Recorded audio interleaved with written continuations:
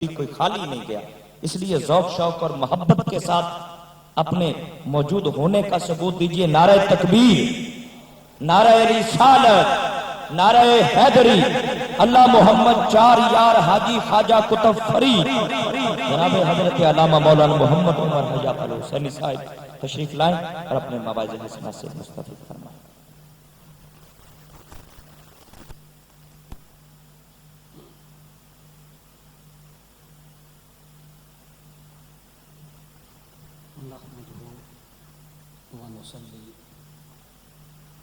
ونسلم على رسوله النبي الكريم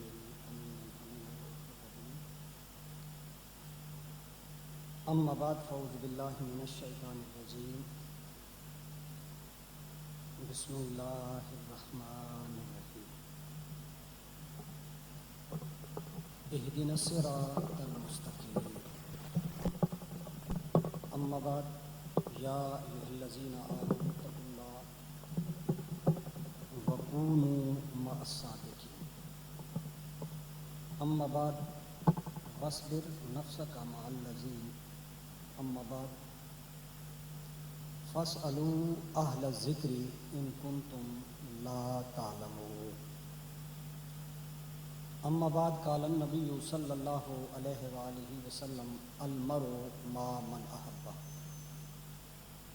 قل رب زدني علما وحلما ومعرفة وتقوى الصلاة والسلام عليك يا سيدي يا رسول الله وعلى آلك وأصحابك يا حبيب الله اللهم صل على سيدنا ومولانا محمد النبي الأمي وعلى آله وأصحابه وبارك وسلم۔ نہایت ہی محترم و مکرم حضرات علماء کرام، مشائخ اعظام، میزبان تقریب، میزبان کانفرنس حضرت قبلہ پیر سید خلیل الرحمن چشتی دامت برکاتہ العالیہ اور معزز شرکاء، اللہ رب العزت کے خاص لطف و کرم اور حضور نبی کریم صلی اللہ علیہ وآلہ وسلم کی نگاہ رحمت للعالمین کے تصدق و توسل سے ہم یہاں پر حضور قبلہ بابا جی بابا فرید الدین گنج شکر رحمۃ اللہ علیہ کے سالانہ عرس مبارک کی اس تقریب کی مناسبت سے تصوف و روحانیت سیمینار میں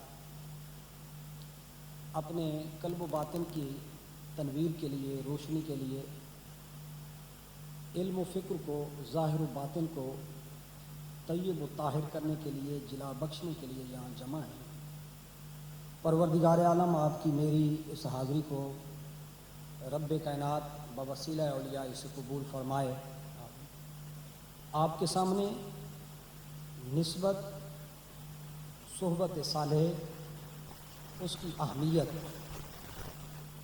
فلسفہ بیعت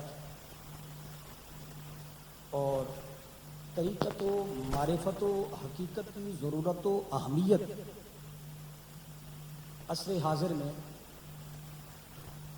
اور اس خانقاہی سسٹم پر وارد ہونے والے اعتراضات اور بعض طرف سے مادیت کی یلغار میں پھنسنے والے حضرات کی طرف سے پھیلائے جانے والے شکوک اور شبہات کا ازالہ، اس موضوع کو ایک جامعیت کے ساتھ بیان کرنے کے لیے چند مقامات سے قرآن مجید کے بعض اجزائے مبارکہ کو بطور عنوان کی تلاوت کیا ہے۔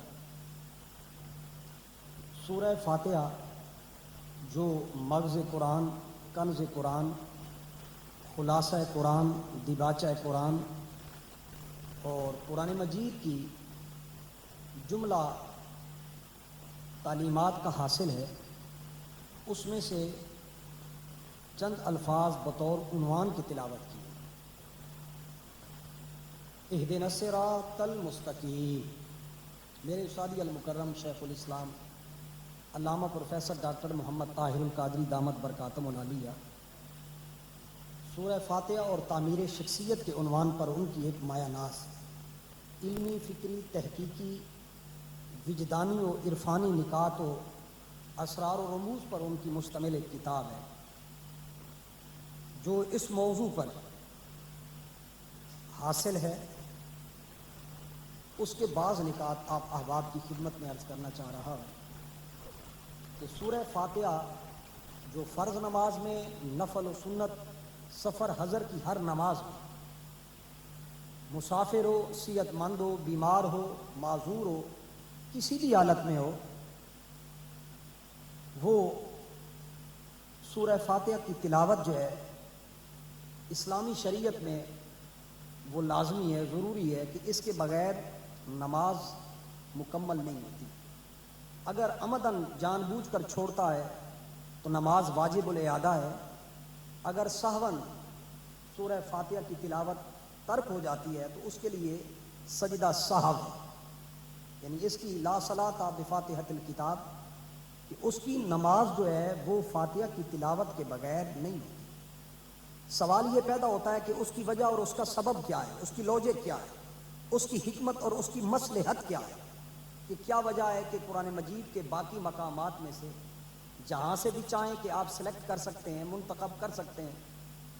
قرآن مجید کی 3 آیات کی مثل اور مقدار، کسی اور مقام پر آپ کو مجھے سلیکشن کا، انتخاب کرنے کا اسلامی شریعت نے حق دیا ہے، لیکن سورہ فاتحہ کو ترک کرنے کا اختیار نہیں دیا۔ تو یہ غور طلب ایک مسئلہ ہے اور اس کے بہت سارے پہلو ہیں، لیکن ایک پہلو عرض کرنا چاہ رہا ہوں۔ روحانیت اور مادیت کی یلغار میں پھنسا ہوا انسان، اس کو منزل مقصود دکھانے کے لیے یہ سورہ فاتحہ نصب العین تک پہنچانے کے لیے، منزل پر پہنچانے کے لیے، اور زندگی کا مقصد و مدعا اور اس کی غرض و غایت معین و مشخص کرنے کے لیے یہ سورہ فاتحہ سورۃ الدعا بھی ہے اور تمام مسائل کا حل بھی ہے۔ استادی المکرم ایک نقطہ بیان کرتے ہیں کہ اہدنا کے اندر جو ہے شعور منزل ہے۔ جو کوئی آدمی منزل پر پہنچنا چاہتا ہے، سورہ فاتحہ کی روشنی میں اللہ رب العزت بندے کو یہ بات باور کرواتا ہے کہ بندے، جب تک منزل نگاہوں میں موجود نہ ہو، راسخ نہ ہو، ازبر نہ ہو، ذہن نشین نہ ہو، جاں گزی نہ ہو، اور منزل کے بارے میں کنسیپٹ کلیئر نہ ہو اور اس کے بارے میں کلیریفیکیشن نہ ہو، منزل کے بارے میں اسے معلوم نہ ہو کہ میری منزل کیا ہے، میں نے پہنچنا کہاں ہے، تو اس وقت تک انسان جو ہے وہ منزل پر پہنچ نہیں سکتا۔ اس آیے کریمہ کے اس جز کے اندر منزل پر، نصب العین پر پہنچنے کا تصور اجاگر کیا گیا ہے کہ تمہاری جو منزل ہے وہ اللہ تبارک و تعالیٰ کی ذات ہے، اور تمہارا مقصود و مطلوب وہ اللہ تبارک و تعالیٰ کی قربت ہے، اس کی معرفت ہے۔ وما خلقت الجن الا لیعبدون، کہ وما خلقت الجن والانس الا لیعبدون، کہ انسان کی تخلیق کا مقصد و مدعا اور اس کی غرض و غایت جو ہے وہ معرفت خدا بندی ہے، قربت خدا بندی ہے، وصال الی اللہ ہے، اس کی معرفت ہے۔ خدا شناسی جو ہے وہ انسان کی، مسلمان کی منزل ہے، اس کا مقصود و مطلوب ہے، اس کا منتہا حقیقی ہے۔ فرمایا کہ اہدنا کے اندر جو ہے منزل کا تعین کیا گیا ہے، مقصود اور مطلوب کو واضح کیا گیا ہے کہ تیرا مطلوب اور مقصود۔ فرمایا کہ منزل کا علم، نصب العین کا علم ہو، یعنی ذہن میں ہو کہ میں نے لاہور جانا ہے، تو لاہور جانے کا سب سے پہلے اس کا ذہنی طور پر مسافر کے لیے ضروری ہے کہ وہ سفر کا تعین کرے کہ میں نے لاہور کی طرف جانا ہے۔ تو لامالا لاہور جانے کے لیے سب سے پہلے منزل کا تعین ہوا، منزل کی اس کو مشخص کرنا ہوا کہ میں نے لاہور جانا ہے۔ لامالا اب لاہور جانے کے لیے ضروری ہے کہ اس راستے پر بھی چلنا ہوگا، تو لہذا الصراط کے اندر جو ہے منزل کی طرف چلنے کے لیے راستہ ہے۔ فرمایا کہ اہدنا کے اندر منزل کا تعین ہے اور صراط کے اندر جو ہے اس راستے پر چلنے کا تعین ہے۔ فرمایا کہ اب راستے بیک وقت کئی ہوتے ہیں، اب لا محالہ اس منزل تک پہنچنے کے لیے فرمایا کہ راستے کئی ہیں، فرمایا کہ اے رب العزت، اے بار الہ، مجھے منزل کا شعور بھی دے، اس کی فہم بھی دے، اس کا ادراک بھی دے، اس کا شعور بھی دے، اس کا علم بھی دے، اس کا عرفان بھی عطا فرما، اس کی بصیرت بھی عطا فرما، اس کا علم بھی عطا فرما، اور پھر اس کے ساتھ اس منزل پر پہنچنے والا جو صحیح راستہ ہے اس راستے پر بھی چلا۔ فرمایا کہ اب اس راستے پر چل گیا، فرمایا کہ اب ضروری ہے کہ جو آدمی منزل پر پہنچنا چاہتا ہے سب سے پہلے منزل کا تعین کرنے کے بعد پھر اس راستے کا تعین کہ جو منزل پر پہنچنے والا ہے۔ فرمایا کہ کبھی پھر اس وقت تک بھی وہ منزل پر نہیں پہنچے گا کہ راستے پر چل پڑا، لیکن اگر وہ مسلسل سفر نہیں رکھتا، استقامت کے ساتھ، جمع مردی کے ساتھ اور جرت کے ساتھ، استقامت کے ساتھ اگر وہ سفر نہیں کرتا تو تب بھی اس کی منزل کا سفر جو ہے وہ طے نہیں ہوگا۔ مستقیم کے اندر جو ہے اب استقامت ہے۔ اب بتلایا گیا کہ اب استقامت ملے گی کہاں سے، کہ منزل کا شعور اور پھر راستہ اور پھر منزل پر پہنچنے کے لیے جو استقامت ہے وہ کہاں سے ملے گی۔ فرمایا انعمت علیہم، ان لوگوں کے راہ پہ چلا جن پر تو نے انعام کیا ہے، جن پر تو نے کیا کیا ہے، انعام کیا ہے، ان لوگوں کے راہ پہ چلا۔ فرمایا انعام والے لوگ کون ہیں؟ فرمایا فاولئک مع الذین انعم اللہ علیہم من النبیین والصدیقین والشہداء والصالحین وحسن اولئک رفیقا۔ فرمایا یہ چار طبقے ہیں کہ جو انعام یافتہ ہیں، جن پر اللہ نے انعام کیا ہے۔ پہلا گروہ انبیاء کا ہے، دوسرا گروہ صدیقین کا ہے، تیسرا گروہ شہداء کا ہے، چوتھا گروہ صالحین کا ہے، اتقیاء کا ہے، عرفاء کا ہے۔ اب یہاں ایک بڑی بات لطیف عرض کرنا چاہتا ہوں، جو نوجوان نسل کے اندر جو مختلف شکوک و شبہات ہیں، جب وہ کتابوں کے اندر کتاب الامہ پڑھتے ہیں، رسالہ کشیریہ پڑھتے ہیں، قوت القلوب پڑھتے ہیں، بابا صاحب قبلہ کی کتابیں پڑھتے ہیں، فؤاد الفؤاد پڑھتے ہیں، اور باقی کتابیں جب پڑھتے ہیں تو ان کتابوں کے اندر شیخ کی ضرورت، اس کی اہمیت اور اس کی کڑی شرائط جب دیکھتے ہیں تو وہ معاشرے کے اندر جب وہ مشائخ کو دیکھتے ہیں تو نوجوان یہ کہتا ہے کہ جو کتابوں کے اندر مشائخ کی شرائط، جو ان کی عزت و آبرو، ان کے اسوہ و کردار اور ان کے سیرت و کردار کے حوالے سے جو نقشے کتابوں کے اندر، کشف المحجوب کے اندر، عوارف المعارف کے اندر، رسالہ کشیریہ میں، کتاب الامہ میں، امام سراج الدین طوسی نے رسالہ کشیریہ میں اور فتوح الغیب میں اور غنیت الطالبین میں اولیاء اللہ اور بزرگان دین کے بارے میں جو علامات، جو اوصاف بیان کیے گئے ہیں وہ موجودہ سجادہ نشینوں میں نظر نہیں آتے۔ اب یہ ایک بات ہے جو میں بات عرض کرنا چاہوں گا، جو ضروری ہے۔ اب یہ ایک نقطہ ہے، وہ کہتے ہیں کہ اب ہم کس کے پاس جائیں؟ آج کا زمان، آج ہم منفی انداز میں جب سوچتے ہیں تو اب یہ بڑی ایک لائق توجہ بات ہے، قرآن مجید اس فلسفے کا حل دیتا ہے۔ فرمایا کہ جب قرآن تا قیام قیامت ہے، حضور علیہ السلام کی نبوت اور رسالت تا قیام قیامت ہے، تو لامالا جب نماز اور دین کے احکام اور نماز، روزہ، حج اور زکوٰۃ تا قیام قیامت ہے، اور آپ اپنی ہر نماز کے اندر یہ دعا مانگتے ہیں کہ بار الہ ہمیں سیدھی راہ دکھا بھی، سیدھی راہ پہ چلا بھی، اور سیدھے راہ پہ گامزن بھی رکھ، اور سیدھا راہ ہے ان لوگوں کا جن لوگوں پر تو نے انعام کیا ہے۔ اگر انعام یافتہ لوگ ہر صدی میں اور ہر عہد میں، ہر قریے میں اور ہر دیہات میں اور ہر گاؤں میں، ہر مقام پر اگر ان کا وجود ختم ہو جاتا تو پھر سورہ فاتحہ کی تلاوت اور اس کی روح اور اس کی اسپرٹ اور یہ دعا بھی نامراد ہو جاتی۔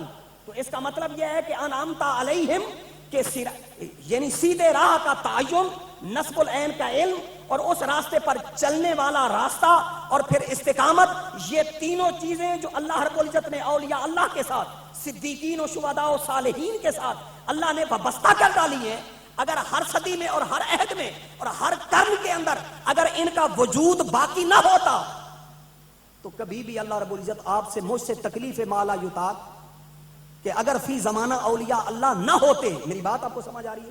جو بات میں کہنا چاہ رہا ہوں اس کا مطلب یہ ہے کہ جہاں نقال ہوتے ہیں تو ہمیشہ نقالی اصل کی ہوتی ہے، ہمیشہ نقالی اصل کی جاتی ہے۔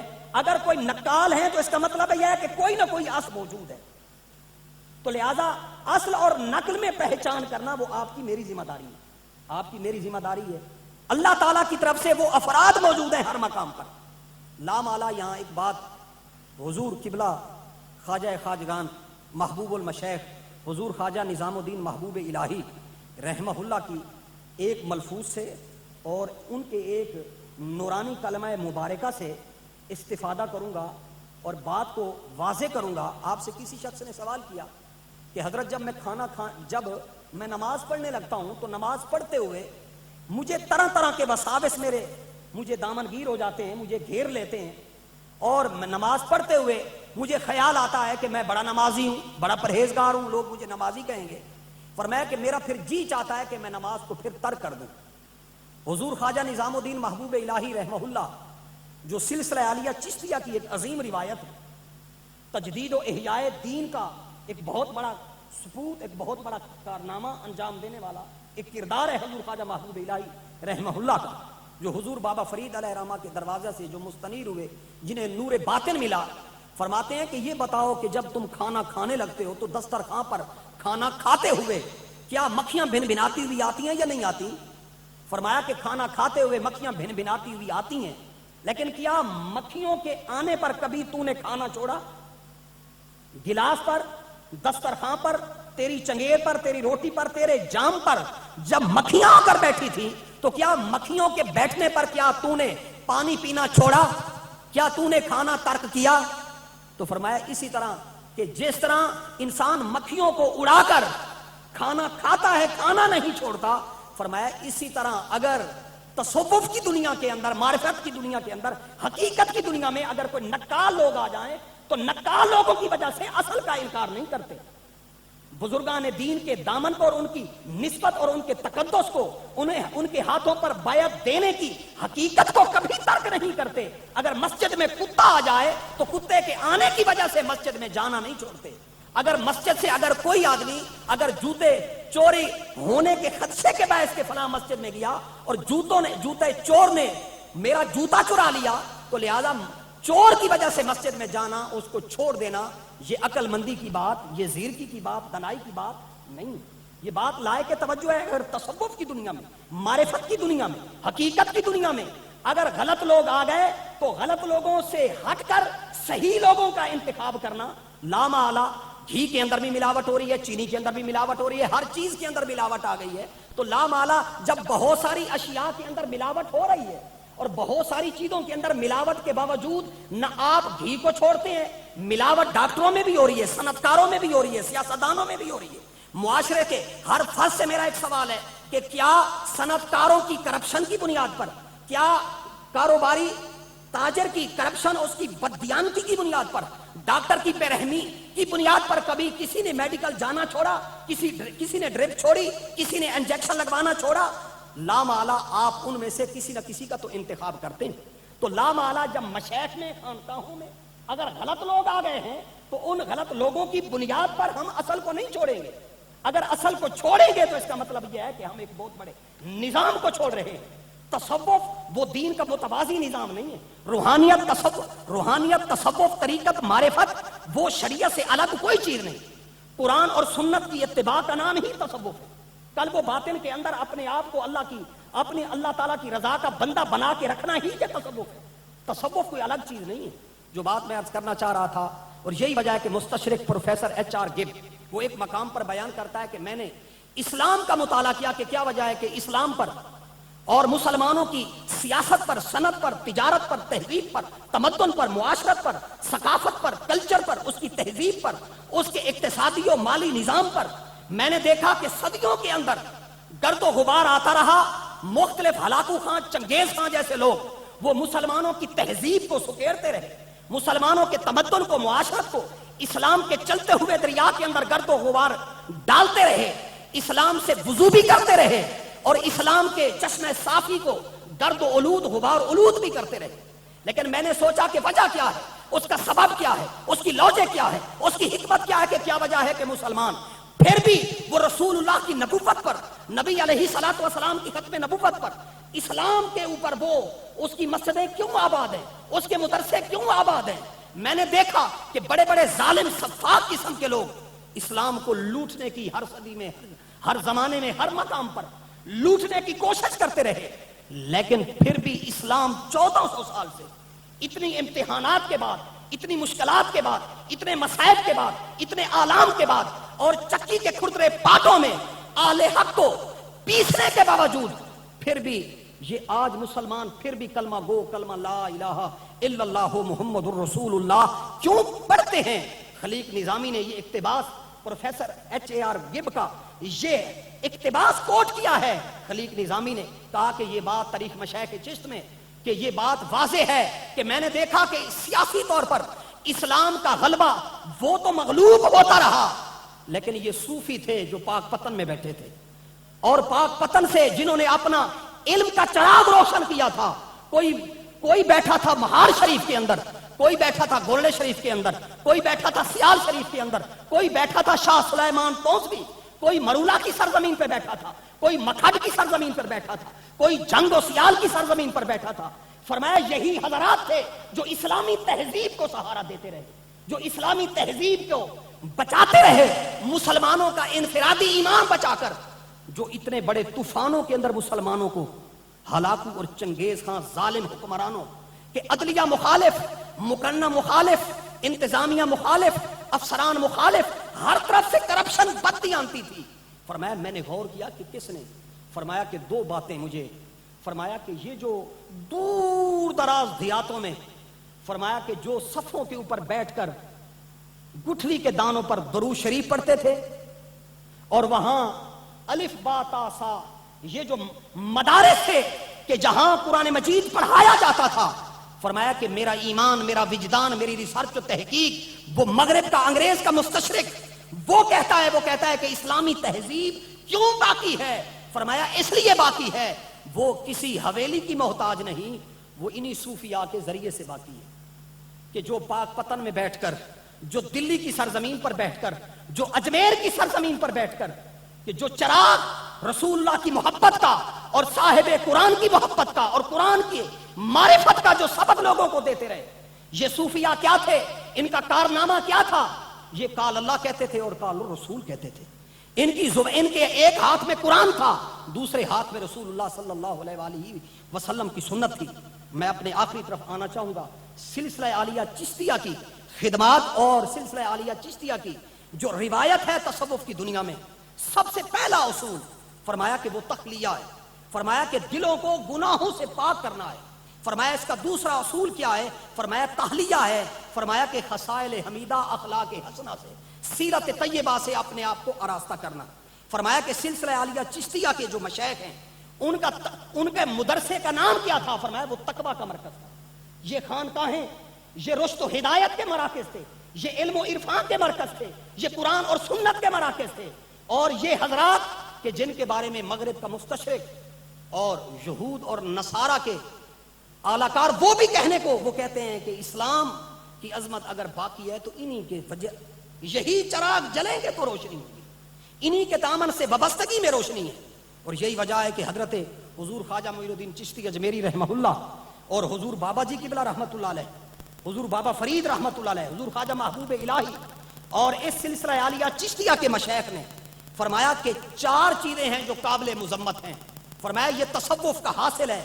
فرمایا ایک دنیا ہے، فرمایا کہ دنیا کو اتنا لو، فرمایا کہ جس طرح کشتی جو ہے وہ انسان کی مانند ہے، اور کشتی کو چلانے کے لیے فرمایا پانی اتنا چاہیے کہ جس میں کشتی چل سکے. پانی نہ ہو تو کشتی نہیں چلے گی، پانی اگر کشتی میں آ گیا تو کشتی ساری ڈوب جائے گی. فرمایا یہ ترک دنیا کا درس دینے والے نہیں تھے، فرمایا یہ غرق دنیا سے بچانے والے تھے.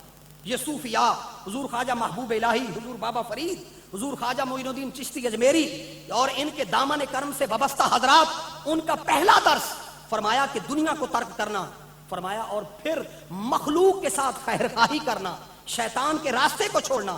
فرمایا کہ پھر اس کا جو تناظر تھا ان حضرات نے فرمایا یہی وجہ ہے کہ جب ان کے ہاتھ پر مریدین، متوسلین، منتصبین جب کوئی بیعت کرواتا تو سلسلہ عالیہ چشتیہ کی ایک روایت تھی کہ اس کی اسپرٹ اور اس کی روح، اس کے اندر دانش اور حکمت کیا تھی.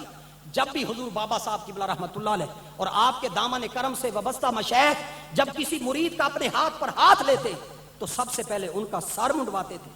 فرمایا یہ سر کیوں منڈوایا جاتا تھا، اس کی وجہ کیا ہوتی تھی؟ فرمایا کہ سر منڈوانا یہ زہد کی علامت تھا.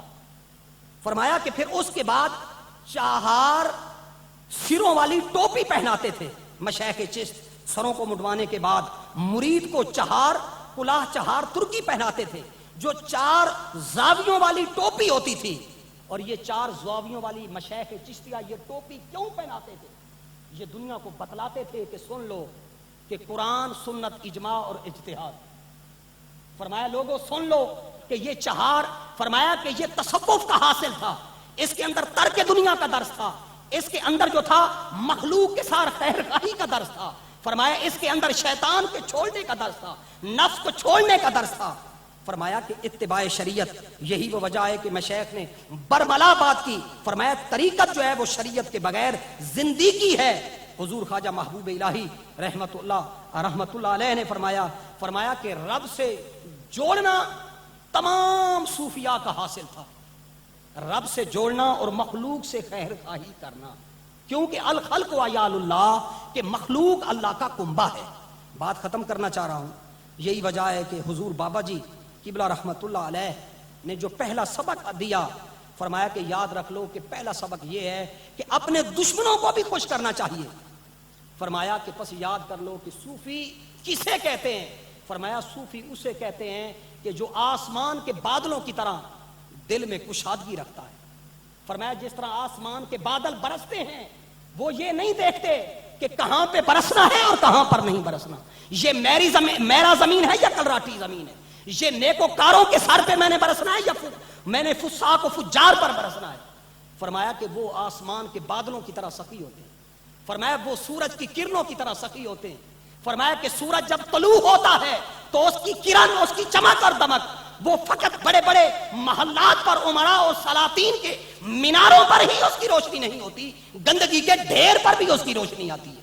فرمایا اللہ والا، اس کی سخاوت، فرمایا اس کی دریا دلی، فرمایا اس کا جوش دریا، اس کا دریائے رحمت، اس کا دریائے سخاوت، اس کا صحاب کرم. فرمایا وما ارسلناک الا رحمت للعالمین، وما ارسلناک الا رحمت للعالمین. وہ رسول رحمت صلی اللہ علیہ وآلہ وسلم کی رحمت للعالمین کا مظہر بن کر آتا ہے. فرمایا کہ وہ سورج کی طرح وہ سخی ہوتا ہے، وہ آسمان کے بادل کی طرح سخی ہوتا ہے. فرمایا زمین کی طرح بچھا ہوا ہوتا ہے، عاجز ہوتا ہے، متواضع ہوتا ہے، منکسر المزاج ہوتا ہے. فرمایا جس طرح زمین کو نیکوکارو، بدکار، اچھے و بد سبھی لوگ زمین کے سینے پر اس کو پامال اور روند رہے ہیں. فرمایا اللہ والا اس کے دسترخوان کے دروازے، اس کی خانقاہ کے دروازے، اس کی دانشکدہ کے دروازے، اس کی یونیورسٹی، اس کی تربیت گاہ کے، اس کے زاویے کے، اس کی خانقاہ کے، اس کی مسجد و مدرسہ و خانقاہ کے جو در و دیوار ہیں، وہ اپنوں بیگانوں سبھی کے لیے کھلے رہتے ہیں. دوستو، بابا فرید رحمت اللہ علیہ کی خدمت میں کسی دینے والے نے کینچیاں دی تو آپ نے کینچی واپس کر کے فرمایا کہ کینچی لے جا، اب جب دوبارہ آنا تو اس لنگر و نیاز کے اندر کینچی کی بجائے سوئی لے کر آنا. فرمایا کینچی گریباں کاٹتی ہے، آستین کاٹتی ہے، یہ ملاتی نہیں ہے، یہ جدا کرتی ہے، یہ مفارقت کا، فراق کا، جدائی کا اور لوگوں کو بہت کا درس دیتی ہے. فرمایا کہ میں نے فرید کے دامن سے جو خیرات پائی ہے، میں سوئی والا کام کرتا ہوں، میں پرونے کا کام کرتا ہوں، گانٹھنے کا کام کرتا ہوں، جوڑنے کا کام کرتا ہوں. آج اس امت کو توڑنے والے، فرقہ واریت میں مبتلا کرنے والے، نفرتوں میں، طبقاتی نفرتوں میں، دین کے نام پر نفرتوں میں، بغض اور حسد، کینہ اور عداوت کی نفرتوں میں دھکیلنے والوں کی تعداد بڑھتی جا رہی ہے. اور آج کا سیمینار، آج کی یہ کانفرنس اور آج کا یہ پیغام بابا فرید رحمت اللہ علیہ کا، فرمایا کہ سوئی والا کام کرو. اس امت کو جہاں ہزاروں لوگ جدا